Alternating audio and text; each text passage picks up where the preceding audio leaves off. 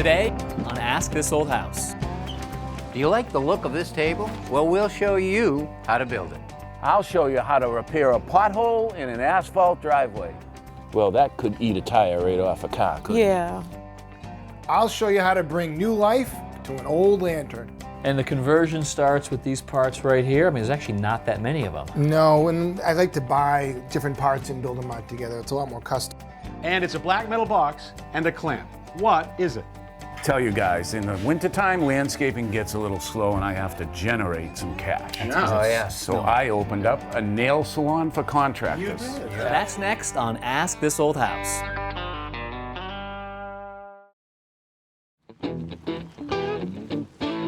Morning, Richard. Hello, Scott. How are you? Good. Do you mind if I take this? You know, no, it's fine.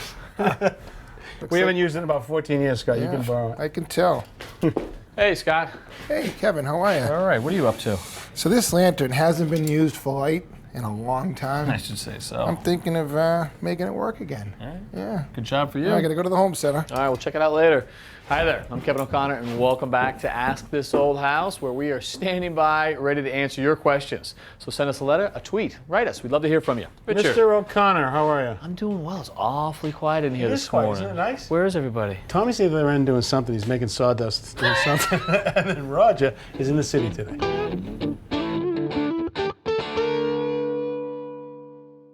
Roger, thank you for coming out today. Thank you so much for helping us out. Well, I'm glad to be back in the city. Glad to have you here.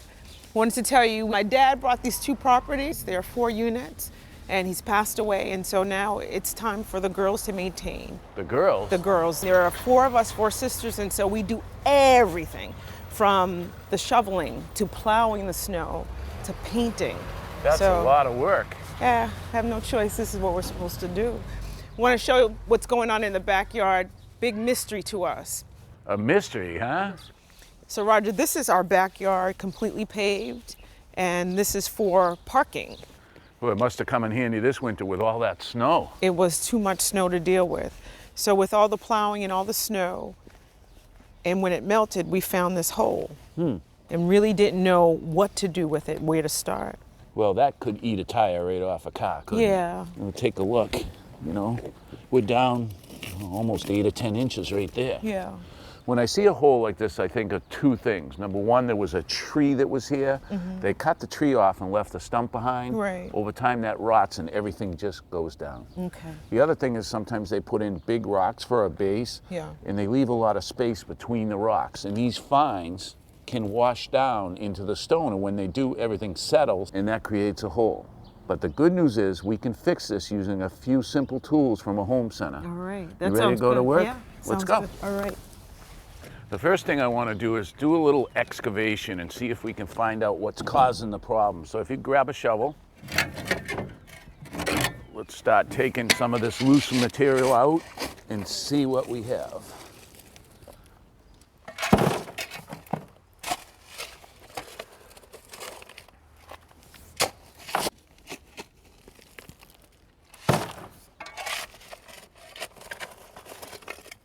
All right, looks like we're starting to find some stuff. Here, a couple pieces of leather, old rotten wood. Now that's a lot of wood. Yeah. All right, take a look. This is what I'm finding. You look here, there's a metal strap that goes around in a circle. And the wood and the leather are almost attached to it. So that leads me to believe that there was an old wooden barrel embedded here. Okay. And I think they did it to act as a dry well, because if you look over here, there's a drain with holes in it where the water would have come in, and actually over here is a pipe. So it was a dry well for this area that got buried, it's rotted and settled down. So we got to dig out some more. You ready? I'm ready. Okay, grab your shovel. Okay.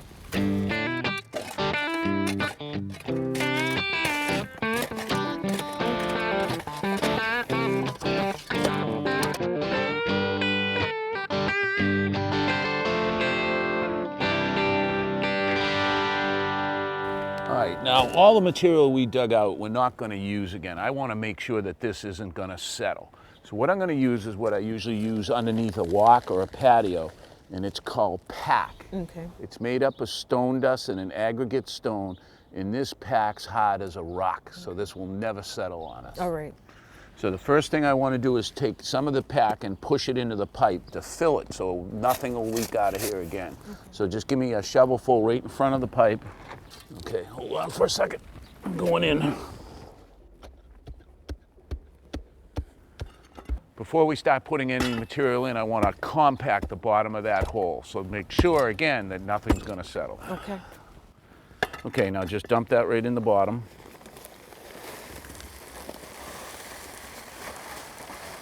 Good.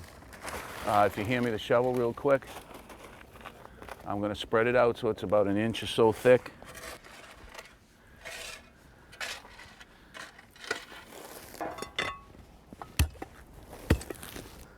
The key to a good base is compaction. So I'm only putting in one bag at a time and compacting that down and then building up in lifts.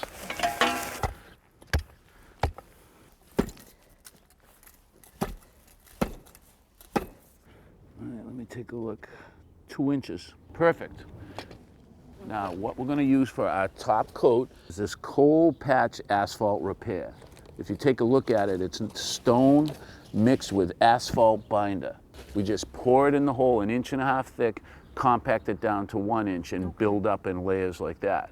But before we do that, the manufacturer wants us to have a nice clean edge on the hole for this to marry up to. So what we have to do now is cut an edge. Okay. I'm using a wet saw with a diamond blade to make a clean cut.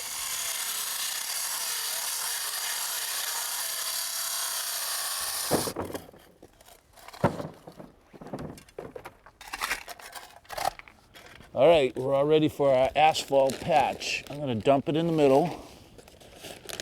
Go ahead, spread it right out. Turn the shovel over the other way. This way? Yeah. Nice and even all the way through, okay? Okay. We can't do anything until it's nice and flat. There you go.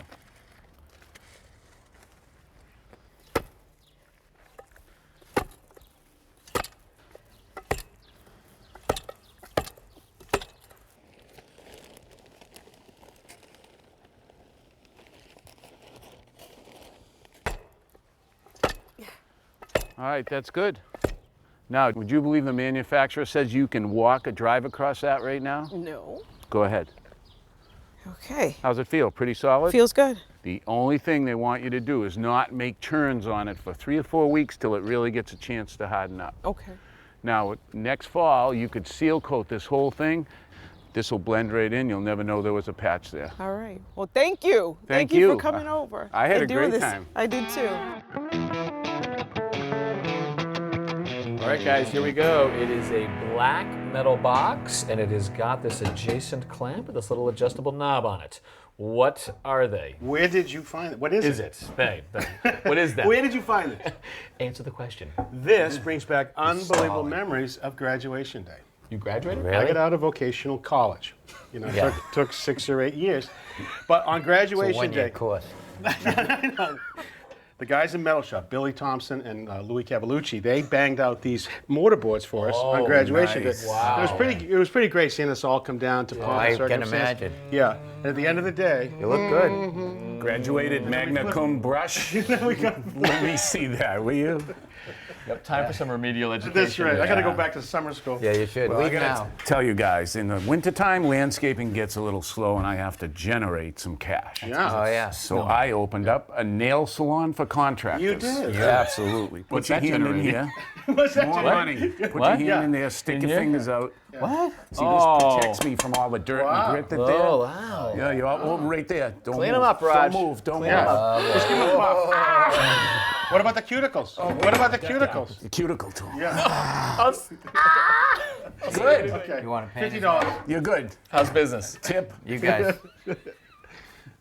You guys are wrong. Neither one of you picked up on Oh, this. we didn't right use here. the clamp This in- is a in key college. component. I know. I use this every day. You every That's day. for postgraduate Every work. day. Richard. Every day. You just take your screw gun and you put it in here like that, clamps it. And what do all you right? do with that? All right, now you just watch, Sonny, and I'm going to show you. All right? Now, Okay. Nice. how many times on the job have you seen me walking around with some screws? Oh yeah. In your Yeah. mouth. And the pointy end? Well, you got to get to them quick. I thought you were just having a What'd you snack. say? So, you know, you take them, you Tough screw as on. This way, I just put it in there like that.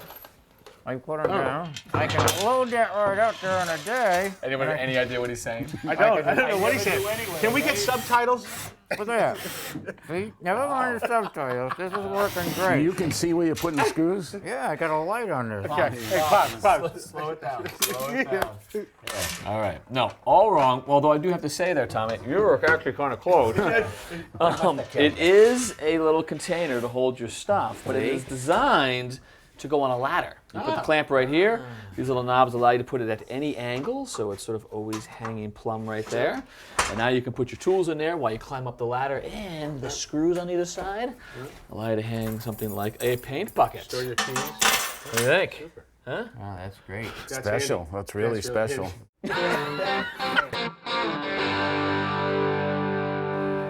Hey, Scott. Hey, Looks like Kevin, how are your ya? trip to the home center was successful, huh? Is this the idea? This is it right here. Basically, it's a vintage lantern that Yeah. was run on kerosene. We've added a little modern twist to it. Now it has electricity going to a light bulb. That is very cool. You can almost see the conductor down at the rail yard Yeah. swinging this. They're in all these antique shops. We got a couple here up in the barn. Yeah, and I've figured we could put them to good use and add some electricity, but this is one of them before I touch it. Yeah. Basically, it had kerosene as its fuel source in this little reservoir down below. Sure. And then it has a wick right here, and this is like a mid-1800s dimmer. So the higher it went, the more light you'd get out of it. And the conversion starts with these parts right here. I mean, there's actually not that many of them. No, and I like to buy different parts and build them out together. It's a lot more custom. They have a porcelain socket here. This is just a regular plug, a switch, a flickering light bulb, and you can buy this from anywhere from a foot to 50 feet if you want a long cord. 5 or 6 parts, you could turn anything into a lamp. Yeah, that's it. So what we need to do to get started, we got to take this apart. And the first thing is to get this glass out of here. I've already gone ahead and cleaned it and reassembled it so we could see inside. It was pretty dirty. Get it out of there. Yeah. All right, so first we need to do is take that clip off that side, Kevin. Yep. All right, now once that comes off, we rotate this out of the way, like this. Take the glass out, put that aside. Now the next thing we got to do is take this wick out. So go ahead and unscrew that counterclockwise and pull it right out of there. All right, so we can put that right aside. We don't need that anymore. And now we've got to drill to give the cord a place to exit the lantern. I drill a 3/8 hole. We need to make room for the socket, so I screw the lantern to the vise, and I make a hole with a hole saw.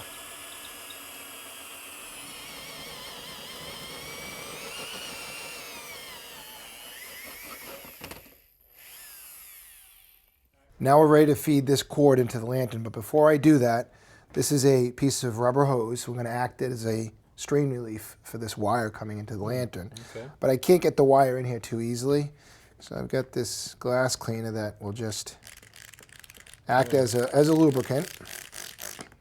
So Okay. just anything soapy? Anything soapy, yeah, and then this will go right in here nicely now.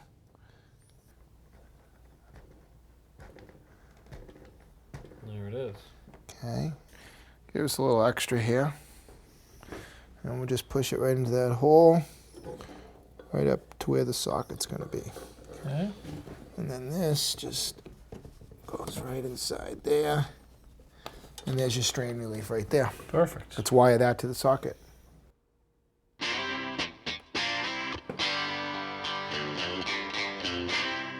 There's 2 screws, 1 wire for each screw, and then we'll insulate the whole thing to protect it.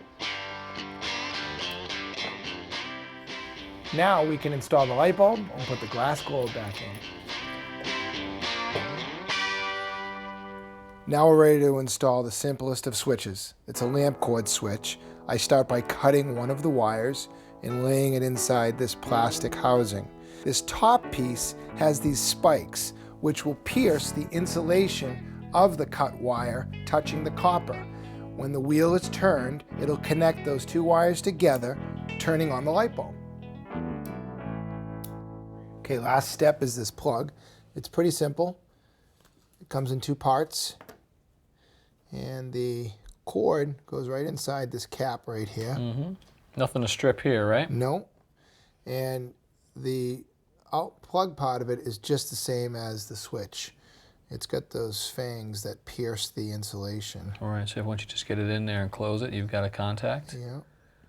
So you just bottom it out, basically push it all the way in. Yeah. And then you close these on top of the wire. Mm-hmm. Push the cap down.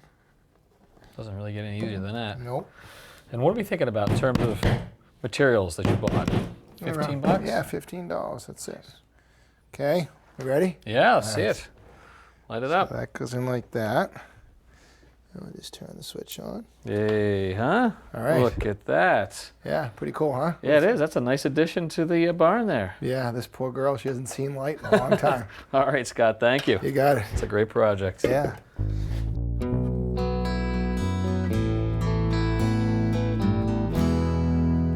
Tommy, I think it's a great idea that we build ourselves a piece of shaker furniture. It's a style that a lot of people love. It's a simple, elegant style, and it's one a lot of people think of as the New England style, so it's perfect for us. Right, and it is a great style of furniture, but a lot of people don't realize it's also a people. Right, so the Shakers were a religious group that came over from England to this country back in the late 1700s.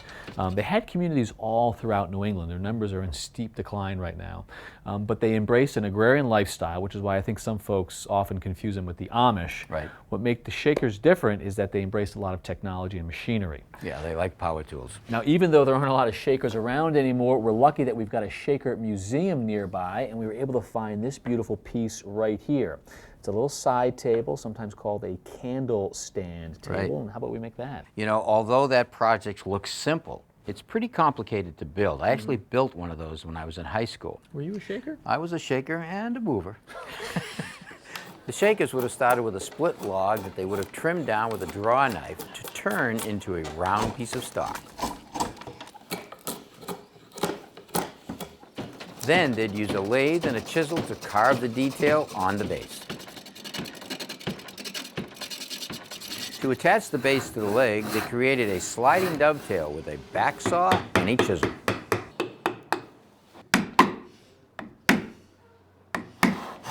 They have to cut the dovetail on each leg as well. And then carefully fit everything together. It was a lot of work.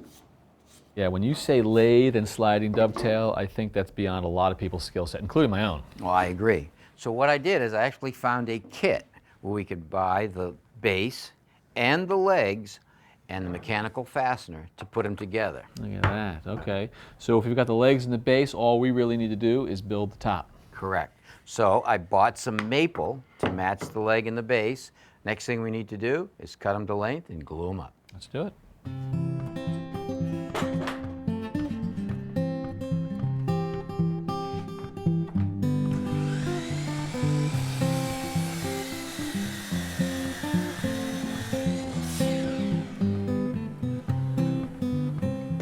With the boards cut to length, now we'll just put some glue on them and clamp them up.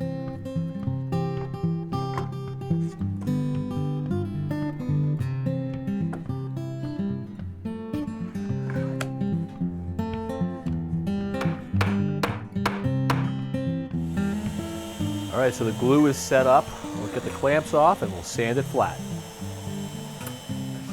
All right, now we want to cut our top in a circle. And to make a real accurate circle, I'm going to cut it with a router. I could cut it with a jigsaw, but it would require a lot more work after we cut it. So if you're going to do it with a router, we're talking about some sort of jig, right? That's right. And I've got a jig. So first thing I want to do is I want to find the center of the board in both directions. Okay. Next thing I want to do is I want to put a little hole right here as a reference. Okay, now, this is the jig that I made to ride my router on. I'm going to do a 22-inch circle, so I need 11-inch radius. The screw is my center point. First thing I'm going to do is drive the screw through the board so it sticks out the bottom. Now I take the screw and line it up with my hole. Right there. Okay, so now I'm just going to push down on the board a little bit. I'm going to back the screw out, push down on the board, and drive it back into the hole. That seats the board nice and tight. Now the next thing I'm going to do is take my router and cut it with a straight cutting bit in the router. Yep. and a templating guide right here that will fit into that hole. I don't want any chattering around the edge from the router bit, so I want to make my cut in 3 passes.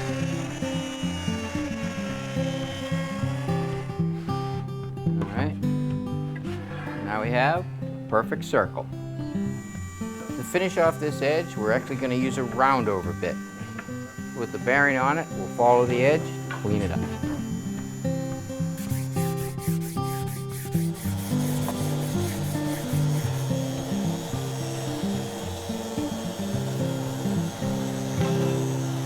All right, we sanded all of our pieces and then we wiped all the dust off with a tack rag.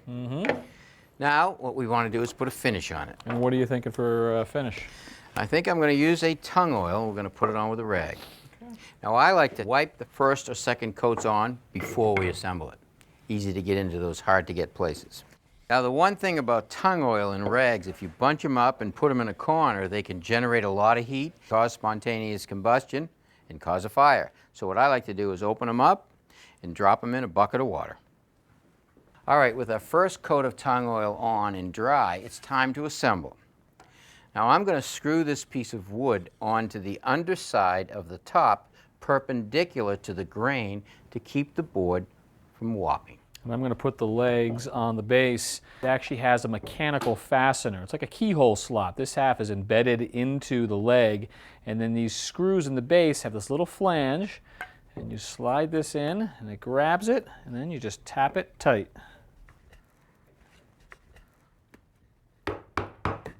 Now the pre-drill holes in the board that goes under the top are actually bigger than the diameter of the screw. The reason they are is that when the top expands and contracts, the screw can move in the hole. Now those are nice and tight. Nice sturdy base. Before we put the top on, we'll put a little glue around that dowel. All right, that's good. Now I'll just take it, flip it over, put it in the center hole, tap it down with my mallet. All right, I think we're in. See how it looks. There you go. Very elegant, right? Nice simple design, Tommy. I think the Shakers would be proud. I think they would. Bring back some memory of my high school days. So when you built this in high school, did you get a grade back then? Oh, I got a pretty good grade. I bet you did. Well, you get another A for this one too, Tommy. Nice job.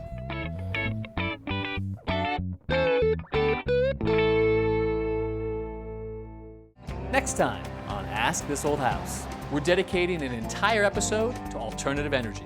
In Texas, we'll show you what it takes to power a home using a wind turbine. Woo, look at that beauty. And if we generate more power than we need, then our meter spins backwards, we feed the grid, and our neighbors get to use some clean electricity. And we'll head to Germany to show you how this country thinks about energy. This owner has not had that burner on in over a year. it's gone through an entire German winter without calling for oil. That's right. That's remarkable.